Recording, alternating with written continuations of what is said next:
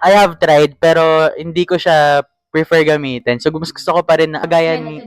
Yes, para mas Red string theory. Yes, yung lahat ng theory na ginagamit sa thesis natin. Signaling theory. Mas genuine kasi kapag organic encounter. Habang tumatagal, parang syempre nalalaman ko yung personality niya lalo. So, ayun na rin yung nagiging judgment talaga kung tutuloy pa ba sa next round. Na-try ko na po siya before, pero kagaya nga rin sa kanya, hindi ko siya prefer. Kasi yung iba talaga for fun lang. And if you're date to marry, no, wag mo siya i-try. Kasi, ayun. Pero as of now, meron ako, pero hindi ko alam if organic encounter siya. Yes, kinikilala ko muna. And, yun nga, date to marry kasi ako, so gusto ko kapag nag-risk ako is alam ko may patutunguhan, yes.